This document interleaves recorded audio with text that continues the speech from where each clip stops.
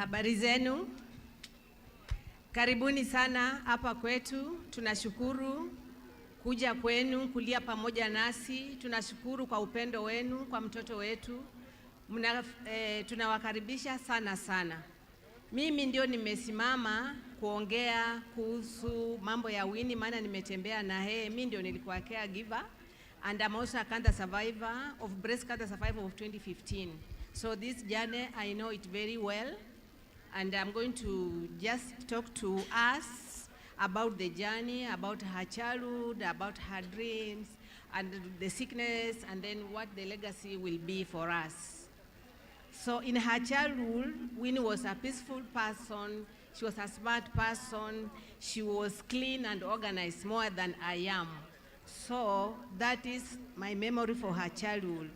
She started acting while she was in kindergarten at Word of Life, and she would memorize so much script even at that early age. So her talent was really early tapped. Then the other thing about Winnie was, what you do not know, that she was bullied a lot because of her color. Because she was so dark, some people called her Sudanese, some people called her Cheusi, and she would cry when she was young. But having been brought up between 5 boys, those you saw there and some who are late, they had taught me to be a tomboy. So I knew how to fight, and I taught her how to fight.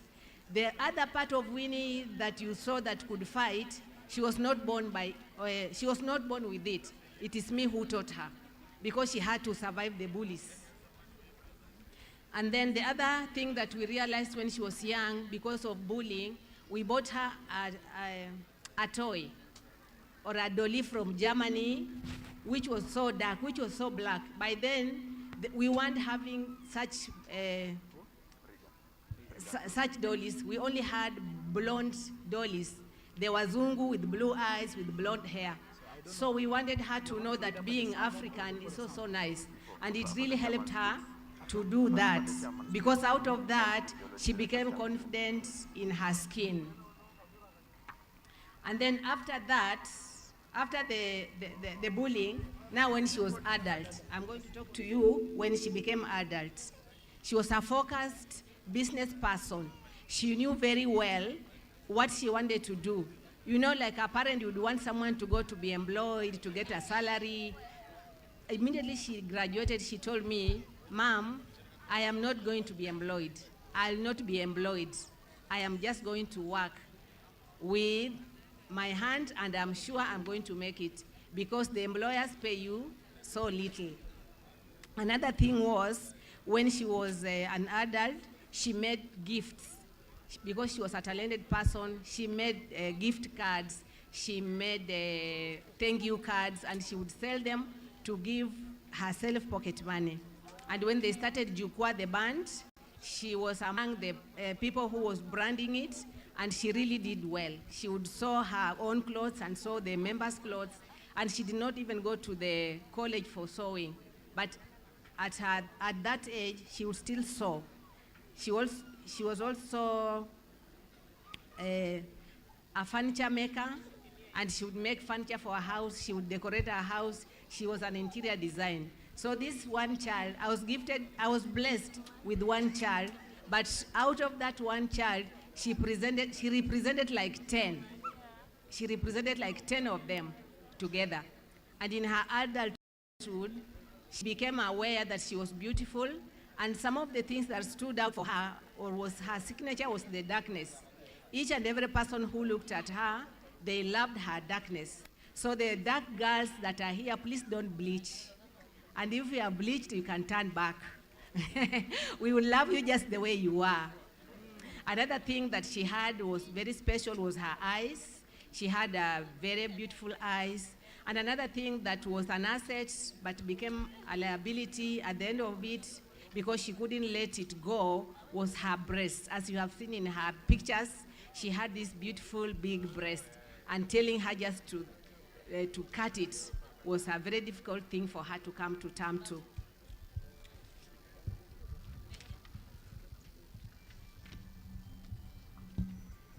So as Winnie was a performing artist, She loved, in her dream, she wanted to become a star.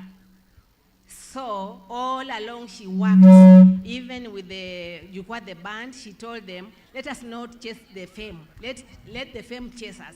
So they just presented themselves. They will present themselves as what can I say, a professional band. Can you imagine presenting yourself as a professional band? By then people want to become stars.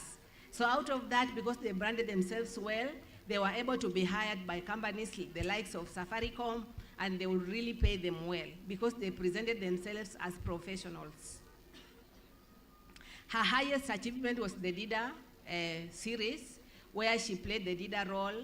She said that she didn't like the role in the beginning, but the role gave her mileage. We thank you, the media people. We thank you, Lulu, for having given her that chance. People loved the character of Dida, and it was almost her character because she was exactly like that.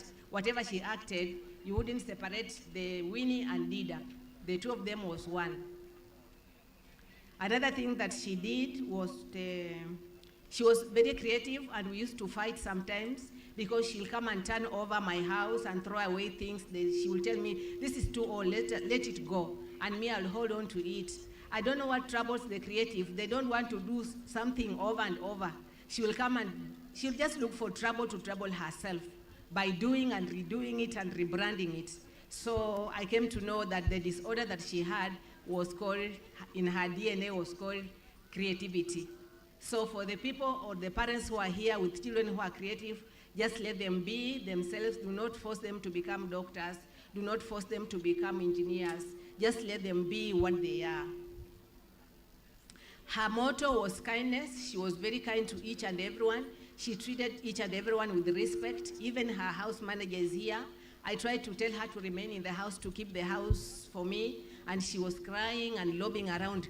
Hey, Nyanya, why do you want me to remain? Me, I want to go. I want to go and see my Auntie Dida off. So she really loved people, and she related well with each and everyone. Even the border guys, they took to guys. They still call me. They gave me contributions. They still condole with me. Her friends are here. She would relate with each and everyone in your capacity, at your level. So I'm going to talk about her legacy. Whatever she achieved, the 31 things, she worked with the Estee Lauder. They worked together with the Estee Lauder, an international company, a beauty company, to run the 31 days. They had reached to her while we were in Turkey that she does the same again this year, but it was never to be. So her other work that she did was carrying on the cancer awareness. Not so many people have gone through cancer and say about it. It's like a taboo kind of. It's very rare. Even I came to know later, some of my aunties or some of my cousins and my relatives are here. They had gone through the journey, and yet I had not known at all. But out of that, they became aware and they started talking about it. They started in so much for that. So she has this legacy that she's leaving behind that I'm going to carry. And this legacy is about the foundation. You have had people here who have said that foundation we are going to carry out. We had started the first phase by paying for people who are cancer sufferers, the NHIF. Because by paying for one NHIF who is not able, you are able to take that person through mileage of about maybe 8 chemos. It got us worried. After being tested, it was found to be benign hospital. They tested again, it was still there, and it was benign, and then they said, no, it will disappear maybe when she gets children, or around that period, that all was not well, because she would get her periods and be in pain, and that in the breast. So until after the periods, then the pain will go away. So it became so bad at a certain point that it never went away. That's when she went for tests, and it was confirmed that it was cancer. So at that particular time, she didn't want each and everyone to know about it. She said that she doesn't want pity parties because people will bring her down. She wanted to be positive, she wanted to be focused so that she can get well faster.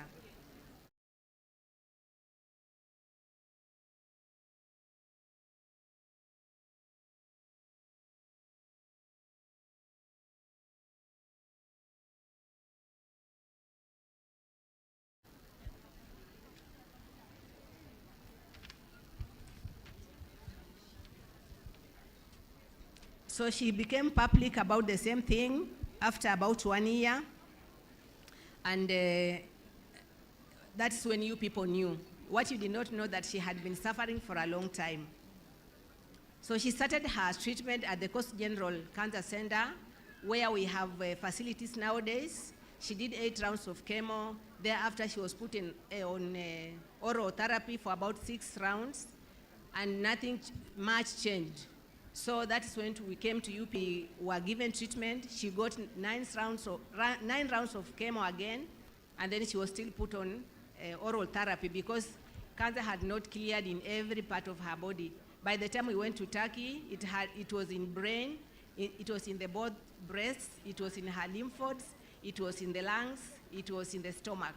So after the treatment in Turkey, it had cleared from the lungs, it had cleared from the stomach, and the brain, they did what is this, cyber knife?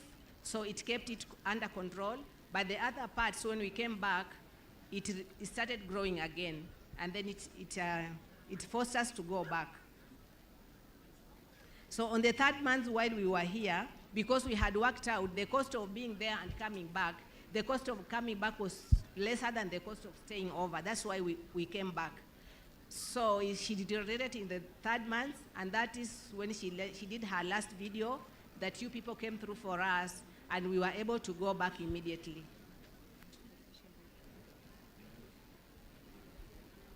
So in Turkey, we did not have much time, because when we went there, she had really deteriorated, and the doctor told us the things are not looking good, but they are going to try their level best.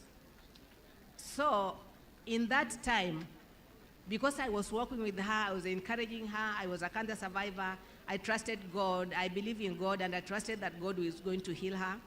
So while we were waiting for the treatment, she told me this one thing, that, Mom, I have had a conversation with God.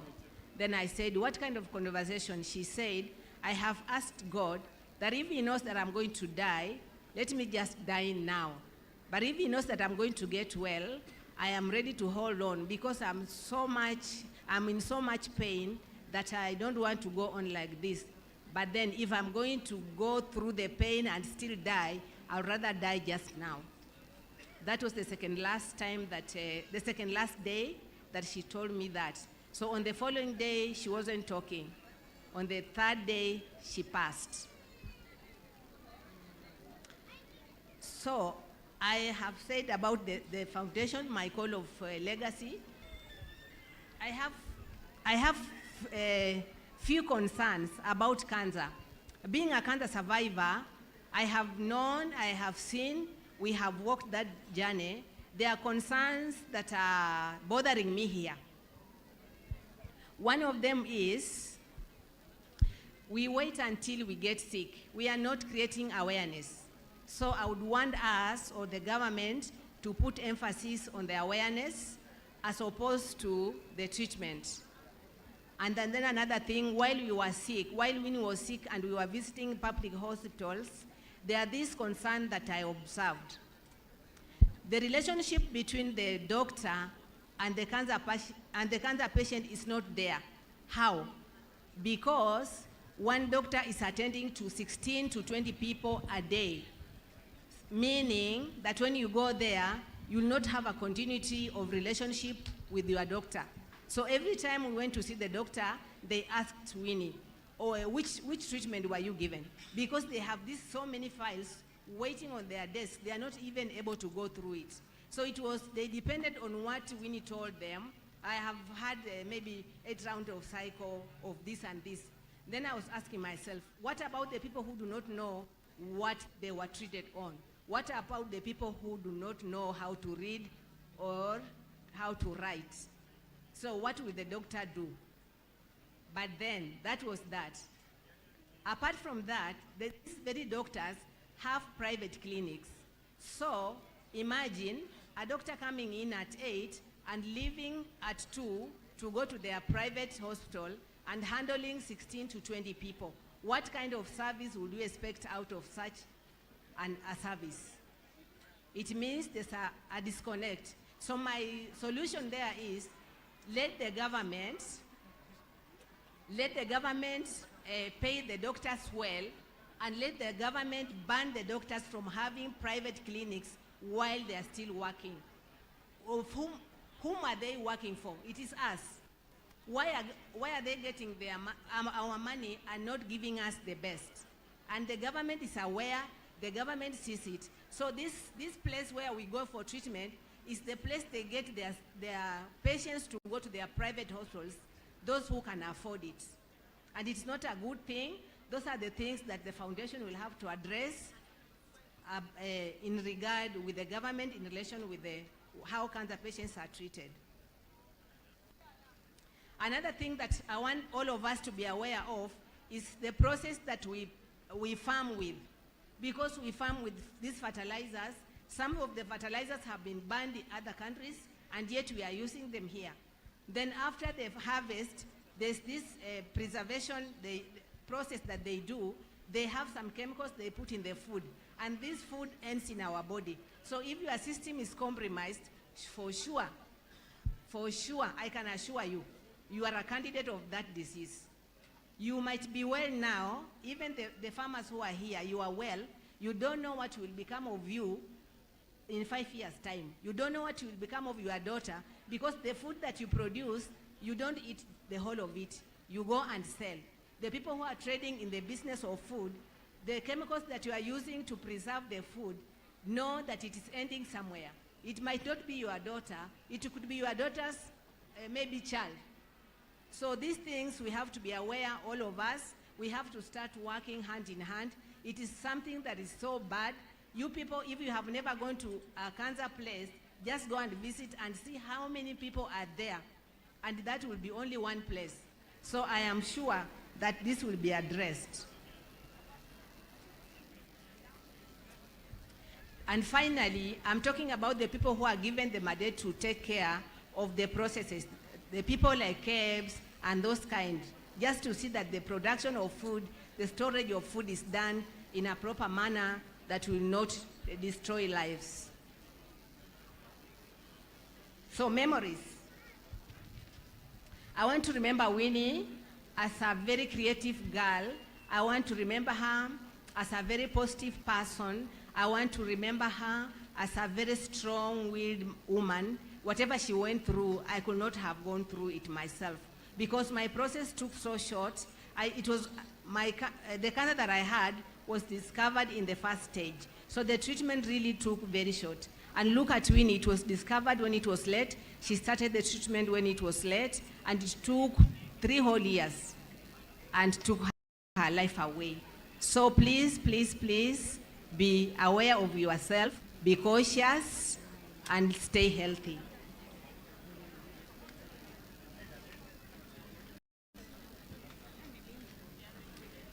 So I just want to register my thanksgiving to all the people who have stood with us, to Mount Zion Deliverance Church Mombasa, the media fraternity, and the others who have stood with us. I think that I leave to the chairperson who is going to give thanks. Thank you so much.